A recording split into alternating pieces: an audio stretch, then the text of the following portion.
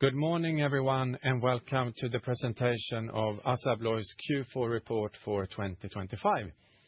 My name is Björn Tibell. I'm heading Investor Relations, and joining me here in the studio are ASSA ABLOY CEO Nico Delvaux and our CFO Erik Pieder.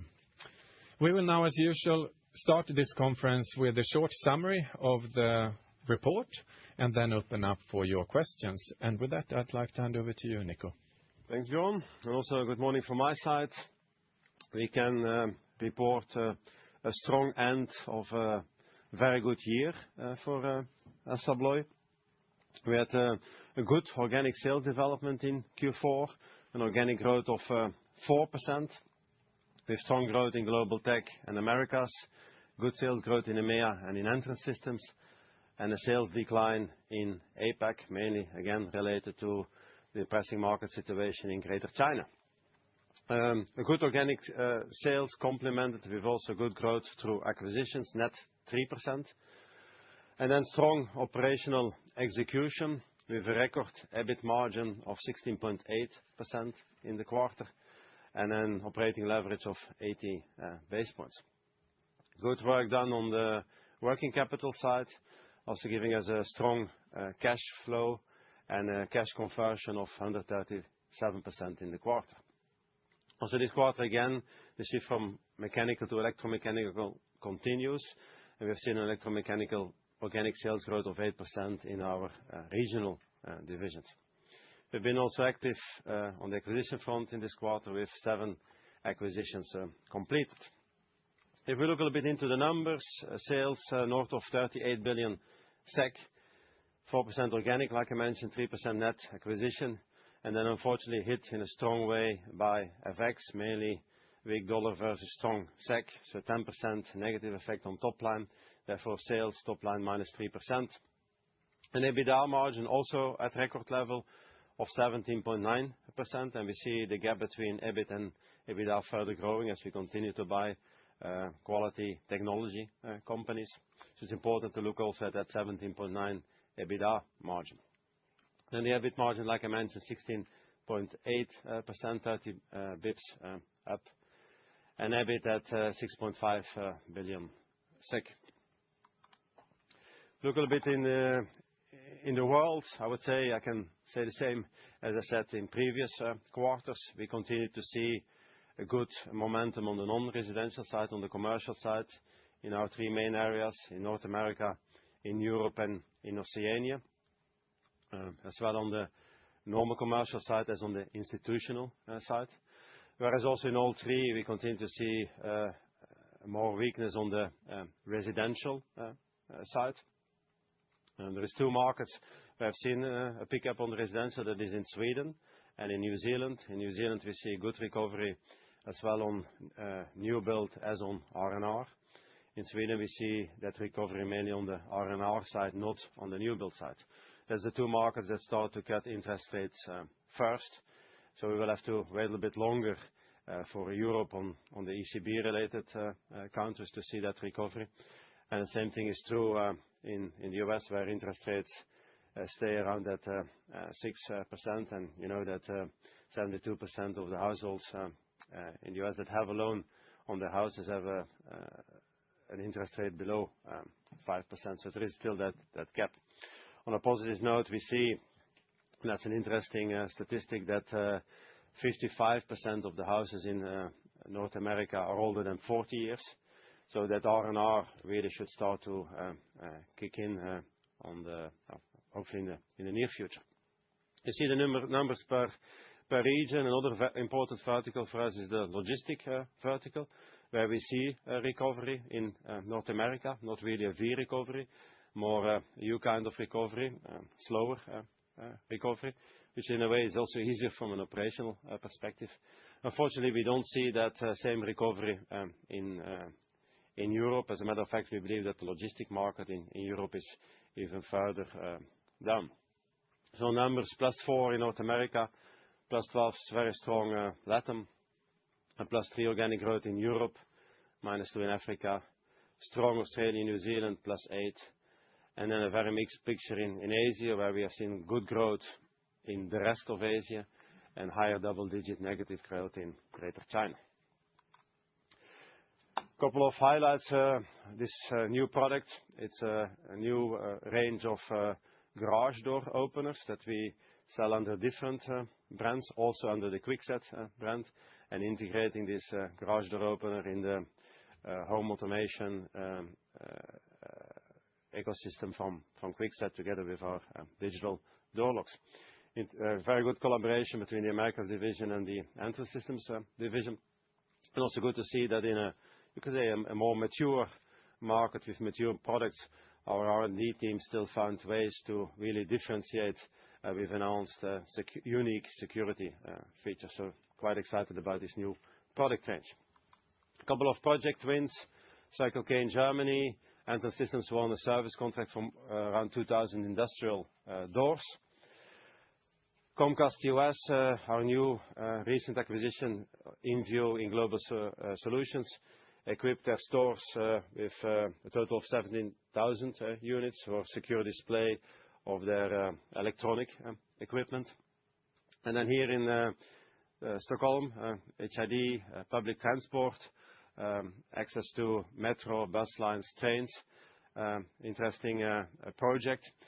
And just to clarify, this is not the wrong picture, it's just a picture with a lot of eyes on our reader.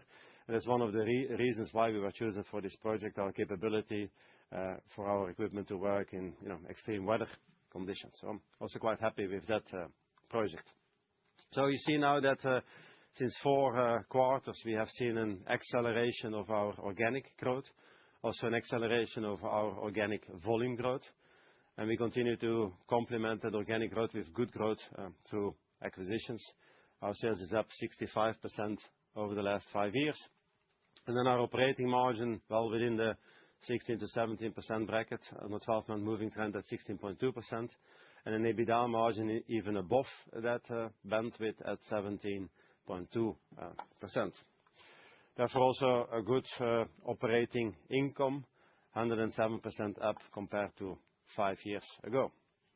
As mentioned, we continue to be active on the acquisition front with 7 acquisitions completed in the quarter, 23 acquisitions over the full year.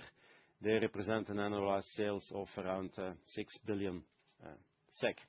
If we highlight 2 of them, Sargent and Greenleaf, an acquisition for the Americas division, a US manufacturer of high security mechanical and electronic locking solutions and safe hardware, really strengthening our access portfolio for the Americas. They had a sales of 430 million SEK last year. And then International Door Products, IDP, US manufacturer of standard and custom fire-rated steel door frames and doors. Also for the Americas division, complementing in a nice way our door offering. They had a sales of 220 million SEK last year.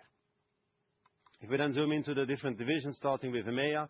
EMEA had a very strong Q4 with an organic sales growth of 4%, with strong sales growth in the Nordics and in Central Europe. Good sales growth in Middle East, India and Africa. Sales decline in UK, Ireland and South Europe. UK, Ireland mainly related to delay on the commercial project because some new government legislation. And then in South Europe, mainly because of France, where the residential market remains challenging. Also very good EBIT margin at 15.3% with good operating leverage, helped by FX 90 basis points accretion. Is the only division that profits from the stronger SEK.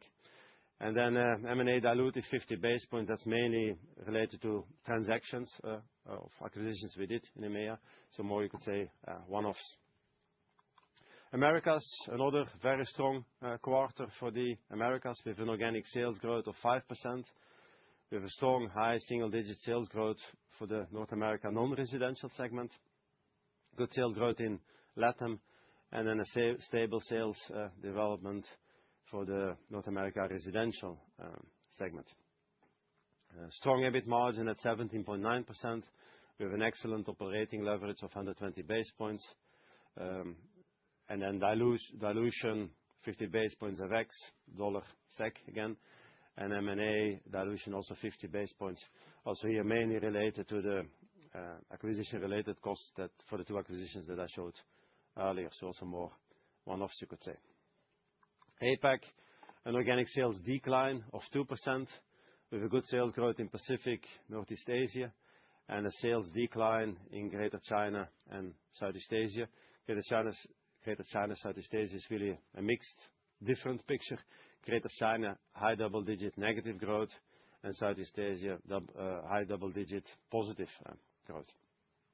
A good improvement of the EBIT margin at 7.6% versus 5.4% last year.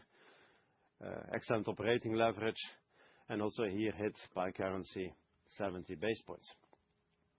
And we go to Global Tech.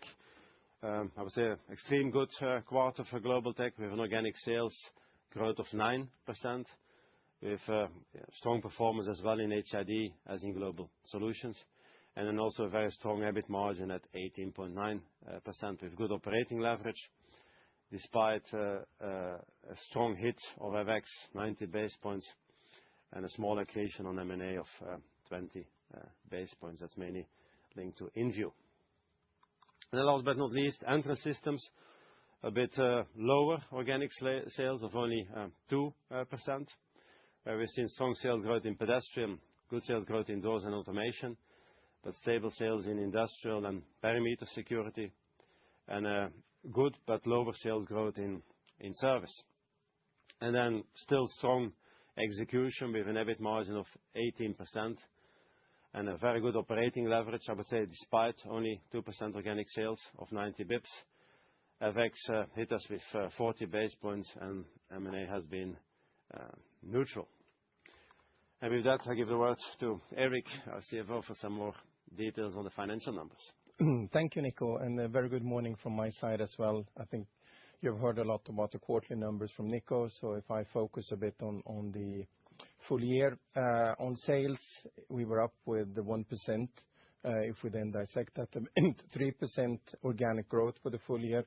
We reached our target when it comes to acquired net growth of 5%, but then we were hit by the currencies for the full year 2025 with -7%. You see here the FX calculation that we did end of December, where we then for Q1 thought that, I mean, when we did the calculation, it was -11. Now, end of January, we are for the first quarter in our calculation -13, and for the full year, we are at -8. EBIT full year, we are up with 2%. EBITDA margin for the full year up with 10 basis points, and on EBIT, we are at the same level. Income before tax, net income, and EPS, we are up with 2% for the full year. We had, as mentioned before by Nico, we had a strong cash flow. Okay, we're a bit also there hit by the currency, so we're -2 in actual value. But of course, if you look on our cash conversion, it was 137% in the quarter. And for the full year, we were at 106%. Return on capital employed, -20 basis points year on year. We have now added, as we have talked a lot, like on the Capital Market Days, about the operational value added, or OVA. For me, I think it's a very good measurement because you combine the income statement with the balance sheet. So what you do is that you take your EBIT, and then you deduct the interest rate on your capital employed. We also include goodwill there, and our weighted average cost of capital, or our interest rate there that we use, are 8%. And as you can see, we are at the same level end of 2024 as we are at the same level at the end of 2025 as what we were end of 2024. If we look on the bridge, dissect first the 4% organic growth, we had a weak 3 on price, and consequentially then you get a strong 1 that you have on volume. The flow through, very good at almost 40%, or an accretion of 80 basis points. This comes from the, let's say, the difference between price cost, which I will show you on the next slide. We had MFP savings in the quarter of roughly 180 million, and then you have other operational efficiencies as well. The currencies, you've seen on the top line -10, but you also see that it has an negative impact because of the dollar versus the SEK, also on the bottom line. This quarter, it was 30 basis points, and this is something that will continue at least on the same level, I believe, in the quarters to come. But if you take acquisitions aside, we reached actually an EBIT margin in the quarter of 17%. The acquisitions are slightly dilutive. It comes mainly from acquisition costs of acquisitions that were closed during the quarter. If we then move to the next slide, direct material continues to we continue there to have a tailwind versus last year, so we were 70 basis points better than a year ago. The mix impact of that is roughly 20 basis points, so if I call it the true impact is 50 basis points. It's positive to see that the conversion cost is also this quarter better than what it was a year ago with 30 basis points. You can see for the full year, we are actually 20 basis points better than the year before. This, of course, comes with when we can have volume growth, you see it immediately that we can have a positive conversion. SG&A negative with 50 basis points, but this comes from investment in R&D as well as investments in our sales organization. Cash flow, we are now for the third year in a row, we have a cash conversion above 100%. This year it ended at 106%. We continue to do a good net working capital management. If you look between the years, you would see at CapEx that it looks at it slightly higher this year than what it was a year ago, but that is due to that last year we had some divestments or we sold some buildings in EMEA as well as in APAC. But all in all, a cash conversion of 137% in the quarter is strong. If you look on the gearing, continue to have a positive trend here. If you compare versus last year, we are down on the net debt to equity from 65 to 63%, and on net debt versus EBITDA from 2.3 to 2.2. So we still have a very strong financial position, and we can continue with our acquisition strategy going forward. If you look on the earnings per share, as mentioned before, it's up versus last year. We will propose a dividend. The board has proposed a dividend that, of course, needs to be approved by the AGM of 6.4. And if you look on the dividend of percentage of EPS, it's over a period since 2020, it's at 43%, and the EPS growth, yearly growth, is 14%. And with that, I hand it back to Nico for some concluding remarks. Thanks, Erik. So, like we said, a very strong end of a very, very good 2025 with very strong execution in, you will agree with me, challenging market conditions.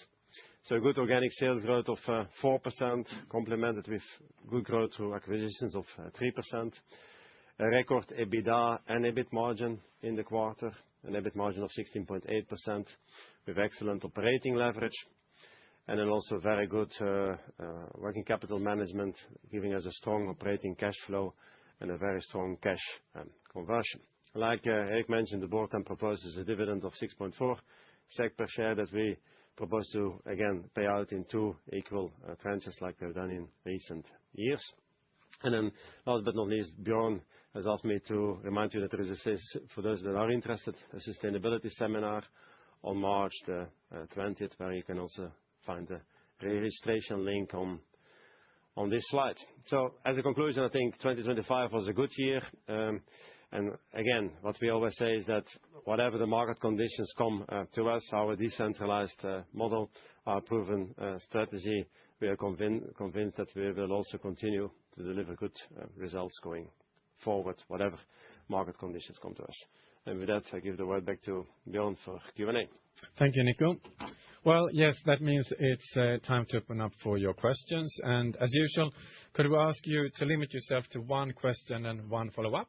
And when we've been through the list, then we can start over again with, you can register yourself to ask a question again. So with that, operator, it means that we're ready to kick off the Q&A. Please go ahead.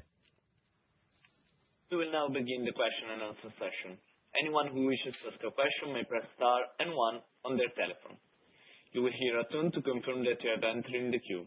If you wish to remove yourself from the question queue, you may press star and two. Questioner on the phone are requested to disable the loudspeaker mode while asking a question. Anyone who has a question may press star and one at this time. The first question comes from the line of Daniela Costa from Goldman Sachs. Please go ahead. Hi, good morning. Thank you for taking my question as a follow-up. I'll ask them one at a time. But mainly starting out in terms of sort of we've seen some strong steel moves, especially in the U.S. We have also seen PPI of locks going up. There's FX. Can you talk a little bit about how you see the cadence of these potential headwinds or tailwinds from raw materials and FX panning out throughout the year? And also, you mentioned U.S. resi stable. Maybe also comment on that. Yeah, so perhaps if we start with market conditions, if I understood the question correctly, Daniela. So like I mentioned earlier, we continue to see good momentum on the non-residential side, especially on the institutional side. But our spec business, for instance, was again double-digit up in Q4, with most, if not all, verticals showing positive growth. And again, our more important verticals, education, K-12 universities, and healthcare, driving that growth. So on the commercial side, we remain positive. It was also translated in high single-digit growth in Q4. The residential side, like I mentioned earlier, remains more challenging. We definitely believe that the residential market has bottomed out, and that from here on, hopefully, confidently, we will start to see some recovery. We don't believe that we will see the recovery on the short term on new builds because of the gap on the interest rate mainly. But that fact that the housing installed base, so to speak, starts to age should lead sooner than later to some recovery on the R&R side. And if you can believe the economists that forecast the future, they at least start to see some recovery on the R&R side already this year. And then the other thing on the logistic vertical in the U.S., as we mentioned, we have seen a recovery, not a V recovery, but a slower U recovery. In a way, we are happy with the slower U recovery because that helps you also on the operational side to ramp up in a more easy way. When it comes to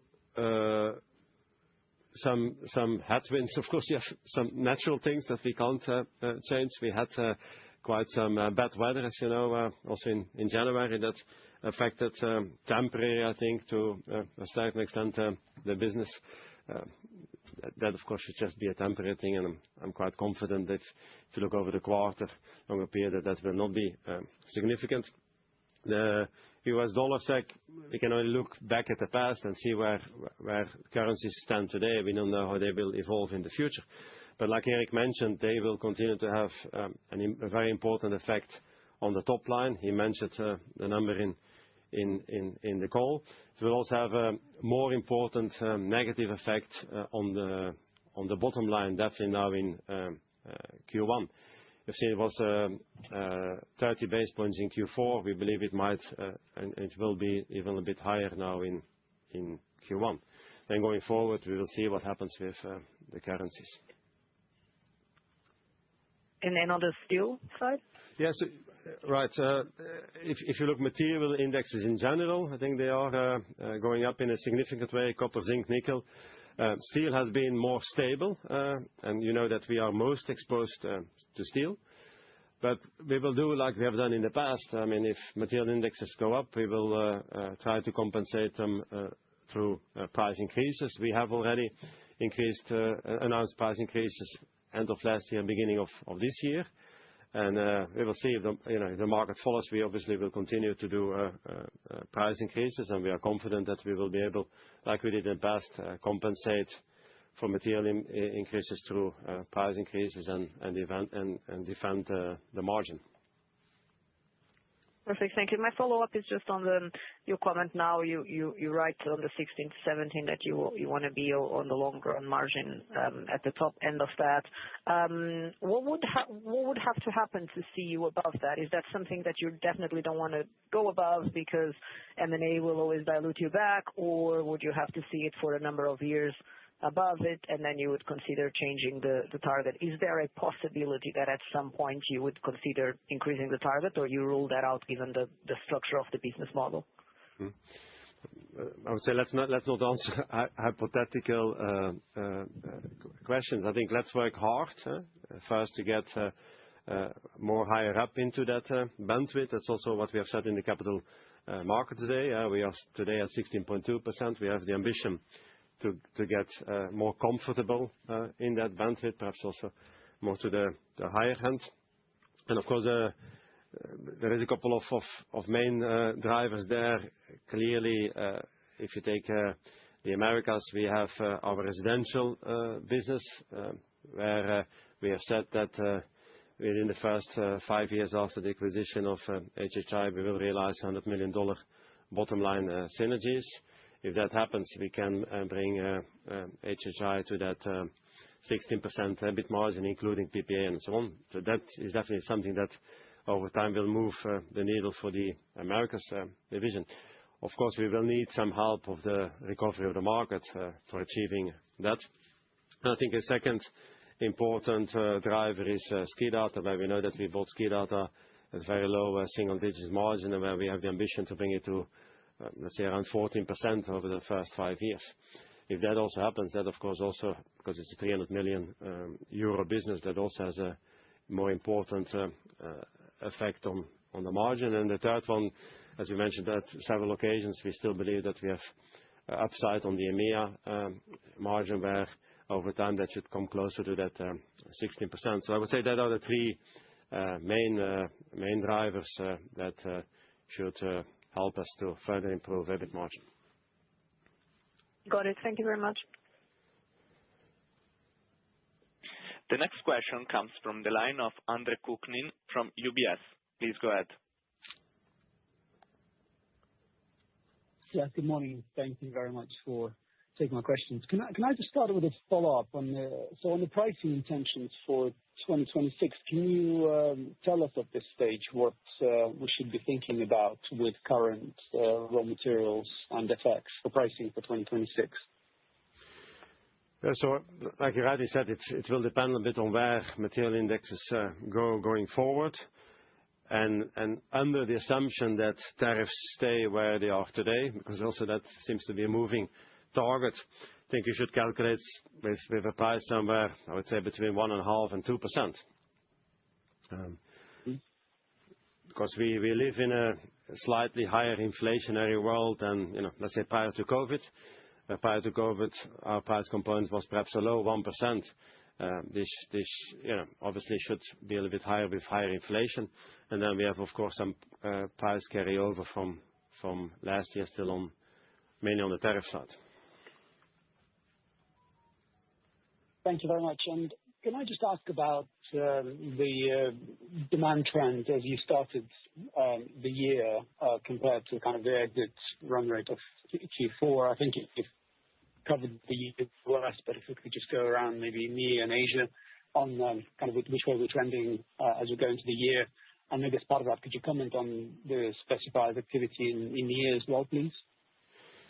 Yeah, so I mentioned already for North America that we have seen double-digit growth over spec quotations.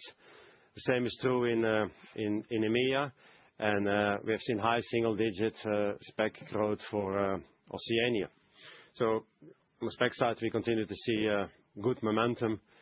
I would say the answer is the same as we gave the last 3-4 quarters. So a good, healthy commercial activity level, I think also translated in good organic growth in all three regions.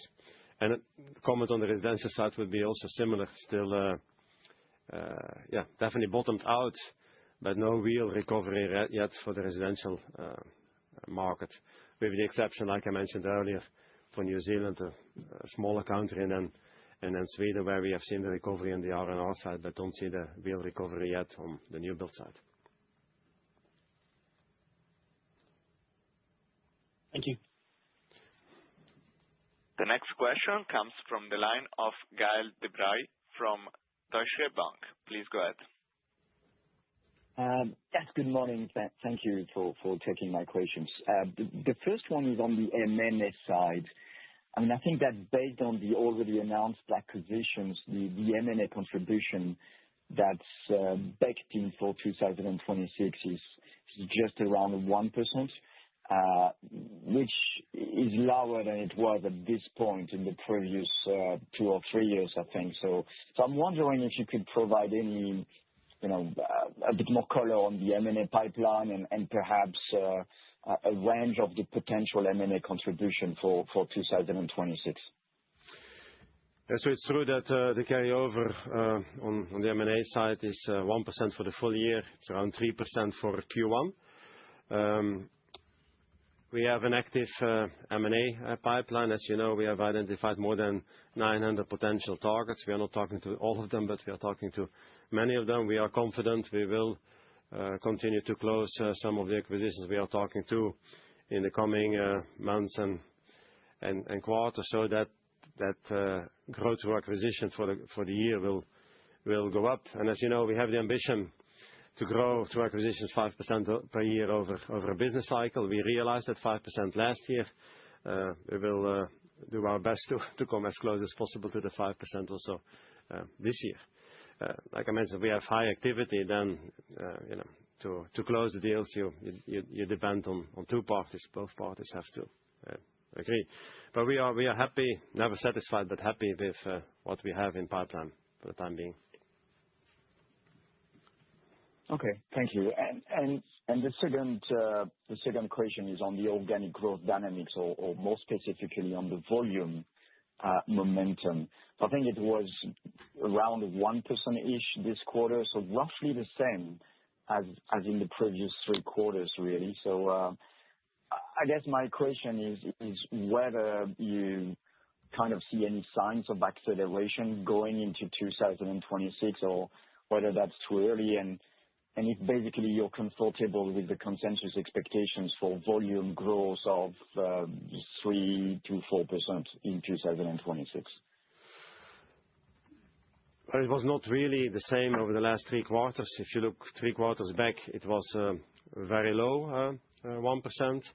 In Q2, it was closer to 1%, and now in Q3, it was above 3%. So you see an acceleration of the volume growth. It's true that you don't see an acceleration to 2, 3, 4%, whatever, but at least you see an acceleration over the last 3 quarters.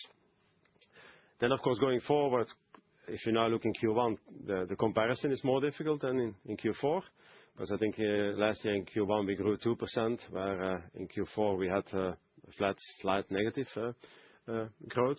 So that is one difference. And I think market conditions, like I mentioned earlier, are still very similar. So that's two things to take into consideration if you look now for organic growth in Q1.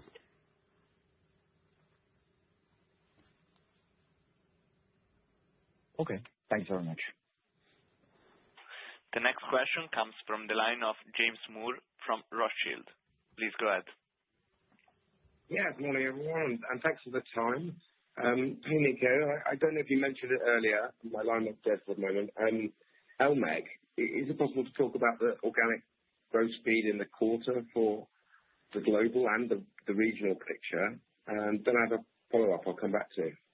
So yeah, the organic growth for the geographical divisions in the quarter was 8%, with good contribution from all 3 regions, and the growth for global tech was higher, around double digit.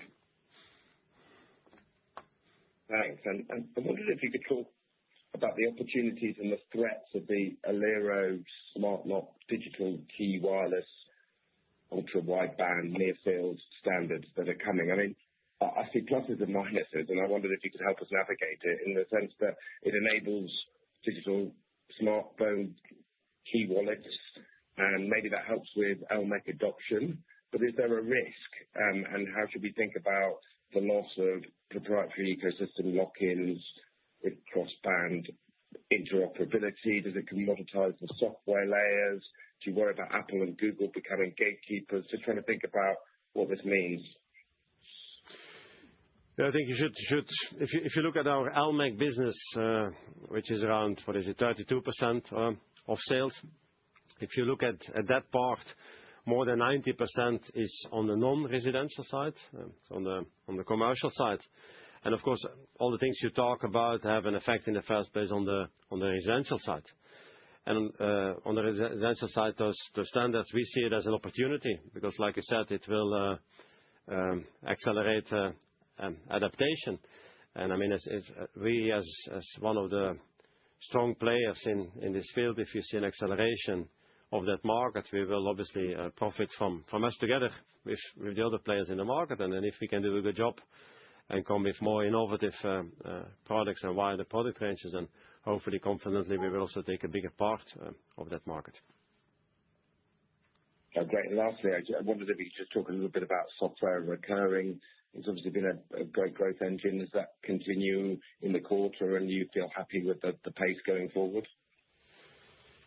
Yeah, you know that I can be happy but never satisfied, and that is the same, James, with recurring revenue. I think we see recurring software service as the fastest growing, you could say, product or solution that continues.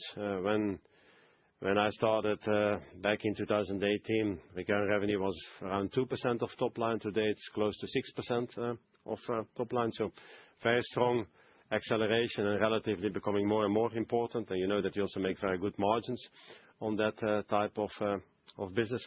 You see that as well in the geographical divisions, and then also mainly in global tech as well on the HID side as on the global solution side. And as we move more and more from mechanical to electromechanical, on, I would say, the non-residential commercial side, we get more and more opportunities for that software as a service. So we are confident that we will be able to continue that trend also for the foreseeable future. Thank you very much. The next question comes from the line of Lush Mahendrarajah from JP Morgan. Please go ahead. Morning, guys. Thanks for taking my question.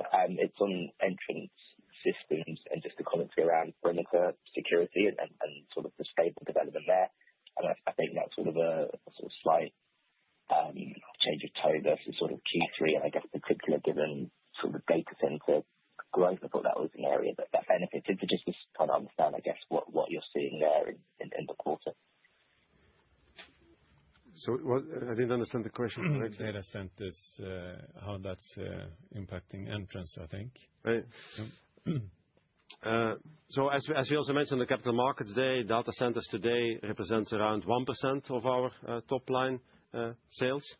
And if you consider that data centers are growing 50%, you pick the number, that means that data centers can give us an extra 0.5% organic growth. That 0.5% organic growth comes in the geographical divisions because they sell doors and door hardware to data centers. But the one most exposed, which will profit the most, is indeed perimeter security, because they do all the fencing around the data centers, and they have done also a very good job in coming with a vertical specific solution around fencing for data centers. The quarter had been a little bit weaker from an organic growth perspective. It's more a timing issue and a more difficult comparison with last year. If you look to perimeter security, they have been growing close to double digit for the last 2-3 years. And we are confident now, not only with data centers, but also with need for fencing around high security applications, and also with warehouses coming back, that perimeter security growth will also continue now this year.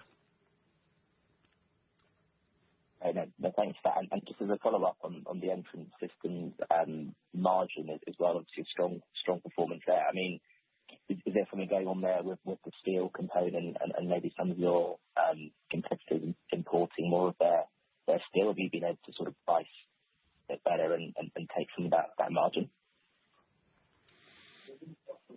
So yes, Entrance Systems is exposed in an important way to steel and I would say aluminium. And there the same answer as before. If material indexes go up for steel and aluminium, we will increase prices and try to compensate for those cost increases through price increases with the ambition to maintain margins.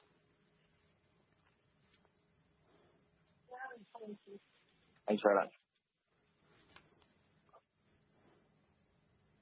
The next question comes from the line of Vivek Midha from Citi. Please go ahead. Thank you very much, everyone, and good morning. My main question is on EMEA. Nice to see that the growth recovery is continuing, led by the Nordics. You mentioned that Southern Europe remains relatively weak within EMEA. Could you maybe talk about whether you see any visibility on a recovery there, the sort of expectations on the shape of any recovery? Thank you. So if you take EMEA, I think we have two important growth drivers. That is North Europe, with Finland and Sweden in particular. And then we have the DACH region with Germany in particular. I think both are also profiting from the NIS2 legislation, cybersecurity legislation, where you also have to improve your physical security. And we see this is a European legislation that then has to be translated into a local law in the different countries. But you see that Germany and the Nordics are perhaps a little bit ahead of the other countries, and you see more activity there. So that NIS2 is an important driver in those two markets. And then like I mentioned, in Sweden, of course, you have to a certain extent the recovery on the residential side. What is also a good driver in EMEA is emerging markets, so India and Middle East, Africa, and some markets in East Europe. Two challenging markets are the UK, where we have said at a couple of occasions that we were confident that they had bottomed out and that we would see a recovery. We still believe that is the case. On the commercial side, there is a challenge with some of the government legislation that has changed, and therefore some of the bigger projects are on hold. Once those are released, we are confident we will see that growth on the commercial side for UK and therefore that recovery that we mentioned already a couple of quarters ago. If you take South Europe, it's a bit a mixed picture where Spain, Portugal, and Italy, to a certain extent, show good results. It's mainly France that is down. France is also in Europe one of the countries where we are most exposed to the residential business, and it's still the residential business that is challenging in France. There again, we believe we are confident that we see light at the end of the tunnel, and that in the foreseeable future we should start to see recovery of that business in France. Thank you very much. And my follow-up is just a quick one on one of the small divisions, but in APAC, actually quite a good margin print. I think it might be the best margin for the full year since 2019. Do you see a path to recovery to a 10% margin over the midterm here? Thank you. Yes, I think because if you look at APAC, again, you should make a difference between Greater China and the rest of APAC. I would say the rest of APAC has margins, let's say, similar to EMEA, whereas in Greater China also last year we had a small loss. And as in the mix, Greater China becomes also less important and the rest becomes more important. And as in the rest, we also continue to see good operational efficiency gains. Yes, we aim to further increase that margin for APAC.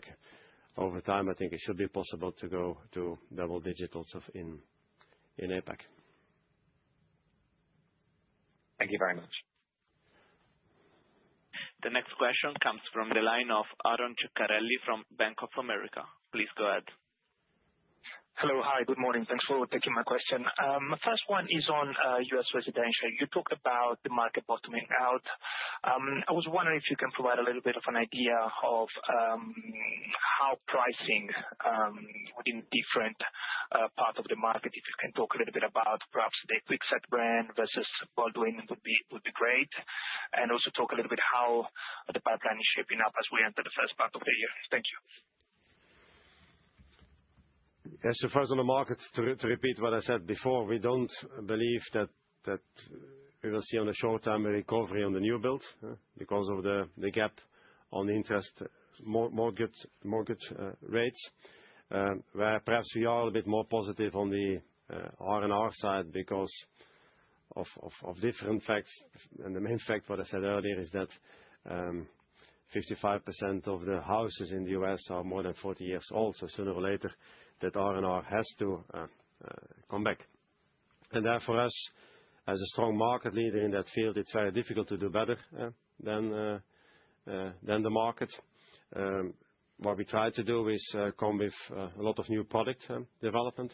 If you take, for instance, the Kwikset brand on the digital side, I think we launched over the last 6 months more products that Kwikset had launched over the last 5 years. Really a very strong acceleration of new product development. I would say the most extreme example is the digital side for Kwikset, but we are doing the same thing for Baldwin and for all the other verticals on the residential side. That's also an indirect way, obviously, to get price increases too into the market, because if you can come with a new product that you then also can develop at a lower cost, you can create a new price positioning for that in the market. That's not directly calculated in our price, but it's obviously an indirect way to increase prices. That is also translated in our bottom line, where we continue our trajectory to the ambition that we have set over time of 16%.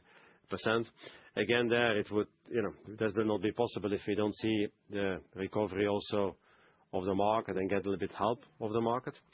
Because only the synergies, the 100 million bottom line synergies that we have identified will not do it. Because if you look at the top line today, we are 60-70% below the peak from some years ago. That's also why we have taken extra measures in the residential segment in North America. Last year, we took out, and we had to take out, unfortunately, more than 1,500 people to adapt our cost to the local reality and defending and further improving our margin. That's things that we will continue to do now also this year. We will adapt our cost structure to whatever top line we will see. Thank you. My follow-up is on Global Tech. The organic growth was very strong in Q4, despite the 2-year stack was relatively easy. Can you unpack perhaps the main drivers behind the performance? I would like to understand if you're seeing a tangible market share gains or the outperformance is mainly coming from white space opportunities created by new technology adoption. Thank you. If you look at the two main businesses in Global Tech, on the HID side, we have PACS. PACS, after all the turbulences with semiconductor shortages, recovery, and so on, I would say is back on that, I call it diesel growth path. Mid-single digit growth, steady growth with good profitability. We believe that is going to continue.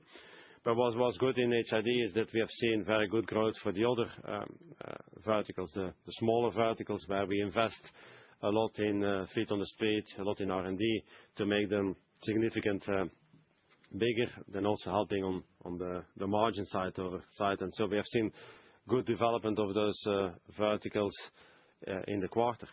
The same is true for Global Solutions, where obviously hospitality is the biggest vertical, where we have also seen a good continued higher single-digit growth momentum, but where also the other verticals delivered on a high level in the other business areas, segments delivered on a high level in the quarter, contributing even more to the overall organic growth. You could say in that sense, it was all stars aligned from an organic growth perspective for the different business areas as well in HID as in Global Solutions.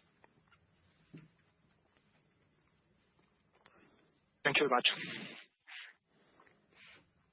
The next question comes from the line of Rizzi Maidi from Jefferies. Please go ahead. Yes, good morning. I'm just going to start with a follow-up on the hospitality side. I think some of your peers have flagged that U.S. hotel occupancies have dropped, and this is affecting the appetite of hotels to invest into their own assets. I'm just wondering whether it's something you've seen or not. Thank you. I'll stop there. We have seen good momentum of our hospitality business around the world and also in the U.S. So we have seen good growth of our business in the U.S. in the quarter. Perfect. And then second one is just if we could elaborate on your pricing commentary. How much did you achieve in the U.S. out of, I think, the 3 to 4% sort of targeted? And if you could just give us a split of that 1.5 to 2% for full year 26, how much of that is carryover versus incremental price increases? Thank you. So like Erik mentioned, our price component in Q4 was a low 3% for the group. And obviously, a good part of that has been related to tariff compensation. And tariff compensation is only in the U.S. So the 2 or the 3 divisions that had a higher price component than the group average are obviously Americas, Entrance Systems, and HID, because they have relative important part of their business in the U.S. So the price increase for Americas was a bit higher than the average for the group. We've always said that on the tariff side, price in the U.S. should be around, let's say 3%. We first a little bit higher than 3%.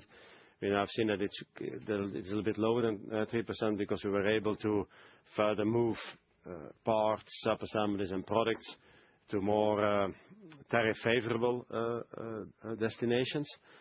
So if you calculate with, let's say, 1.5% tariff impact for the full year 2025 on group level, and if you take into account that most of that has come in Q2, Q3, then you can also see what that gives us now in 2026. And then the rest of the 1.5 to 2% I mentioned for the full year is then the normal price increases that we do at the beginning of the year to compensate for general inflation, material inflation, labor inflation, you name it. And then depending on where material indexes go, we will continue to try to increase prices as we go. Okay. Thank you very much. As a reminder, if you wish to register for a question, please press star and 1 on your telephone. The next question comes from the line of Andreas Koski from BNP Paribas. Please go ahead. Thank you very much and good morning. I just want to follow up on the price discussion here, because when I look at your price development through 2025 and now your comments about new price increases at the end of last year and the beginning of this year, I get to a price component in the beginning of 2026 of around or even above 3% again, which means the price component at the end of the year must be around 1% to get to 1.5 to 2 for the full year. Is that the right thinking, or what am I missing? Thank you.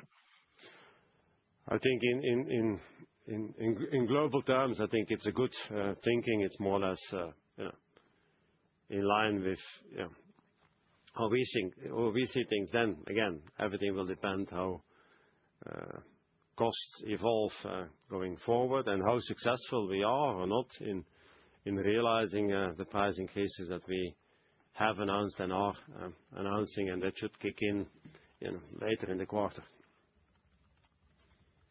Understood. Thank you. And in 2025, you've had a very strong organic drop-through of around 50% for the full year, and it was close to 40% now in the fourth quarter, which was also a very good number. But if volumes will account for a larger share of organic growth in 2026, what do you think is a reasonable drop-through for you? Do you think that should come down towards 30%, or what is a good guess? Thank you. I think everything depends on organic volume growth, and there is most probably somewhere an ideal organic volume growth where you get the best volume leverage, and that's most probably somewhere around perhaps 2-3%, because if it's lower, it's more difficult to compensate for inflation.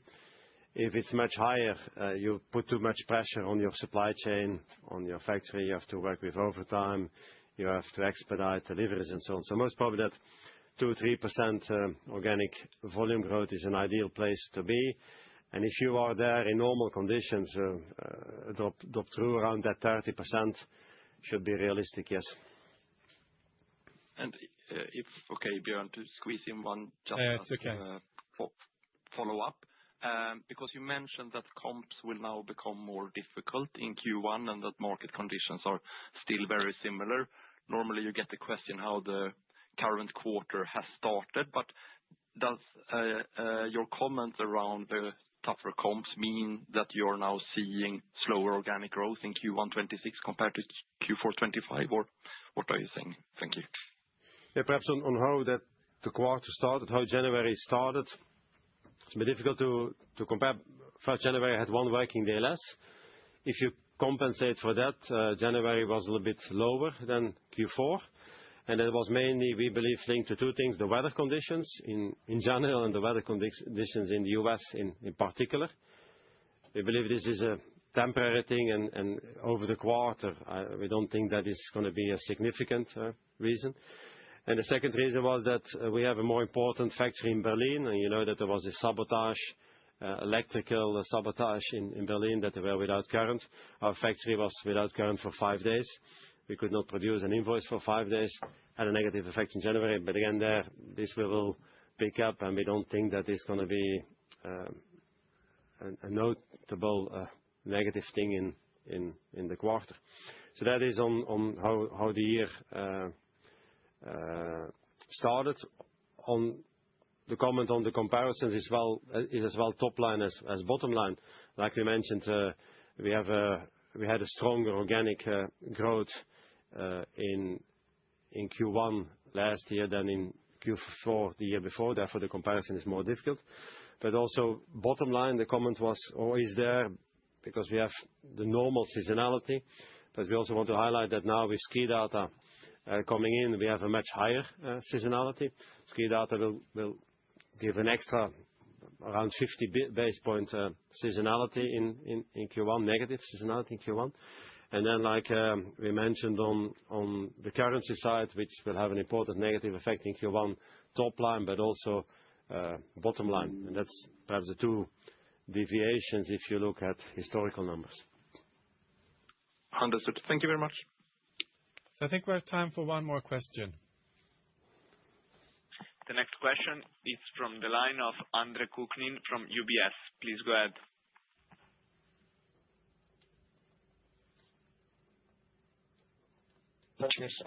Well, just on the ski data, what you just said, 50 bits, is that at the group level, Nico? Is that in EMEA?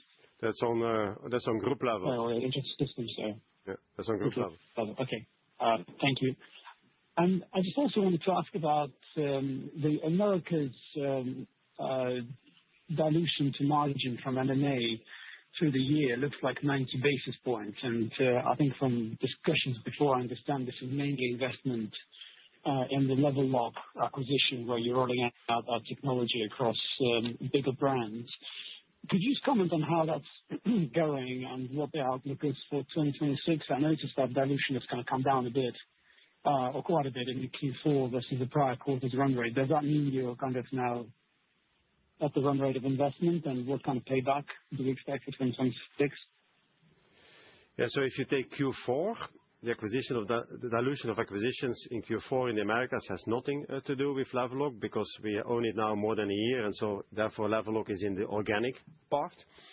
The dilution in Q4 is mainly transactional related cost for the two acquisitions that we also mentioned in the presentation.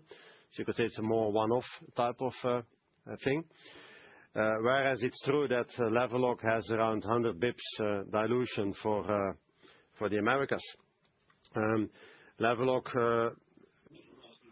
it's fair to say that we are not entirely happy with the performance of Level lock after the acquisition. We are struggling a bit on getting the sales up in line with our expectations. We have been taking measures to do that because we should see more sales as well on the residential side as on the light commercial side. We have put now the right resources in place and the right focus in place to do that. That was a bit later than anticipated. I think we have also been perhaps a bit too slow in adapting the cost to a lower top line because we, on one side, wanted to continue and finalize some of the R&D projects that they are working on because we have bought them in the first place as a, let's say, R&D machine coming with very exciting new products. On the other hand, we wanted to understand first a little bit better the commercial momentum. We have now taken actions also on the cost side so that dilution should gradually reduce now over the coming quarters. It will remain dilutive for the quarters to come. It's time for us to round up. Thank you, André, and thanks everyone for your participation. If there are any follow-up questions, please feel welcome to reach out to us at Investor Relations. We look also forward to meeting and seeing many of you in the coming weeks. Thank you again, and have a good day. Thank you. Thank you.